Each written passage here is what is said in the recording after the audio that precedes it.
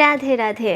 আজকে আমরা শ্রীমদ্ ভগবদ্ গীতার বাকি যে 3টি অধ্যায়, আগের ভিডিওতে আমরা 6টি অধ্যায় করার কথা বলেছিলাম, কিন্তু আমরা ভিডিও লার্জ হয়ে যাওয়ার কারণে 3টি অধ্যায় কমপ্লিট করেছি। আজকে পরবর্তী 3টি অধ্যায় অর্থাৎ দশম, একাদশ এবং দ্বাদশ, এই 3টি অধ্যায় সম্পর্কে আলোচনা করব। তো চলুন কথা না বাড়িয়ে শুরু করা যাক। আপনারা যদি এই ভিডিওগুলো ভালো লেগে থাকে অবশ্যই শেয়ার করে অন্যদেরকেও জানতে সাহায্য করবেন। তাহলে কি হয়, ধর্মপথে আপনিও এগিয়ে যাচ্ছেন, অন্যদেরও এগিয়ে যেতে সাহায্য করা হলো।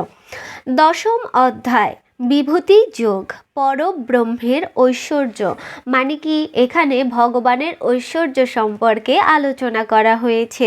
জড় জগতে বা চিন্ময় জগতে প্রকাশিত শৌর্য, শ্রী, আড়ম্বর বা উৎকর্ষ আদি সমস্ত ইন্দ্রিয় গ্রাহ্য বিষয় শ্রীকৃষ্ণের দিব্য শক্তি ও পরম ঐশ্বর্যাবলীর আংশিক প্রকাশ মাত্র।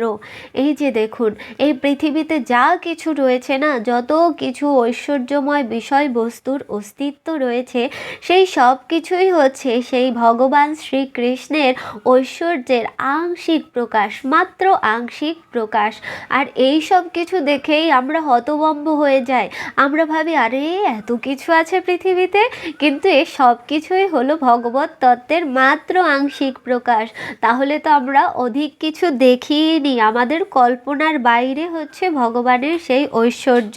সর্বকারণের পরম কারণ, সমস্ত বিষয়ের আশ্রয় ও সারাতিসার রূপে শ্রীকৃষ্ণ সমস্ত জীবেরই পরম আরাধ্য। দেখুন এখানে কি বলা হচ্ছে, সর্বকারণের পরম কারণ হচ্ছেন ভগবান শ্রীকৃষ্ণ, সমস্ত বিষয়ের আশ্রয়। আমরা যারাই এই পৃথিবীতে রয়েছি না কেন, জড় বলুন চেতন বলুন, সব কিছুর অস্তিত্বেরই পরম আশ্রয় হলো স্বয়ং ভগবান। আর এই যে সারাতিসার রূপে, শ্রীকৃষ্ণই হচ্ছেন সব কিছুর সারাতিসার, তিনিই হচ্ছেন সমস্ত জীবের পরম আরাধ্য।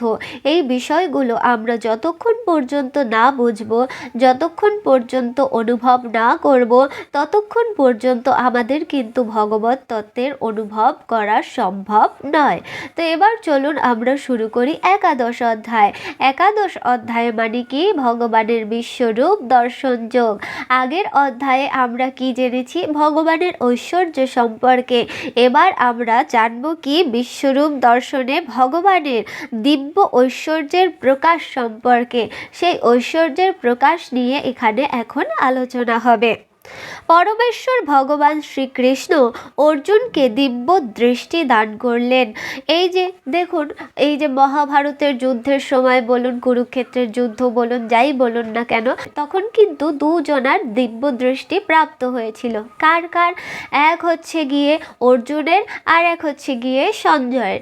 সঞ্জয় দিব্য দৃষ্টিতে কুরুক্ষেত্রের ভূমিতে কি হচ্ছিল তাই দেখতে পাচ্ছিল, আর অর্জুন ভগবানের দিব্য দৃষ্টি পেয়ে তারপরে কি করেছে, ভগবানের সেই ঐশ্বর্যমণ্ডিত রূপ লাভ করেছে, দেখতে পেয়েছে। তো এবার কি বলছে, পরমেশ্বর ভগবানের দ্বারা দিব্য দৃষ্টি প্রাপ্ত হলো এবং তার সম্মুখে তার চিত্তাকর্ষক অনন্ত বিশ্বরূপ প্রকাশিত হলো। ভগবান কি করেছে, অর্জুনের সামনে সেই চিত্তাকর্ষক বিশ্বরূপ দর্শন করিয়েছে। এভাবে তিনি তার দিব্য তত্ত্ব অবিসংবাদিতভাবে সুপ্রতিষ্ঠিত করলেন। শ্রীকৃষ্ণ এখানে প্রতিপন্ন করেছেন যে তার অপরূপ সৌন্দর্যময় মানবরূপী আকৃতি তার আদি রূপ। একমাত্র শুদ্ধ ভগবত সেবার মাধ্যমেই কেবল এই রূপের দর্শন লাভ করা যায়। তাহলে আমরা যে বিভিন্ন রূপ ভগবানের দেখি, কিন্তু ভগবানের সেই আদি রূপ হচ্ছে তার সেই দ্বিভুজ রূপ, যেই রূপটি দেখার জন্য আমরা সকলে অধীর আগ্রহে বসে থাকি। কিন্তু সেই মুরারি মনোহর রূপ, যেটা দেখা এত সহজ নয়, জনম জনম তপস্যা করেও সেই চেহারা, সেই রূপ, সেই মাধুর্য দর্শন করা সম্ভব হয়ে ওঠে না। তাই জন্য কি করতে হবে, আমাদের চেষ্টা চালিয়ে যেতে হবে, আমাদের ভক্তি মার্গে চলতে হবে, আমাদের তপস্বী হতে হবে, আমাদের ভগবত তত্ত্বের সাধনা করতে হবে। তাহলে যদি আমরা কখনো সেই কৃপা প্রাপ্ত হয়ে সেই তত্ত্বের রূপ দর্শন করতে সক্ষম হই।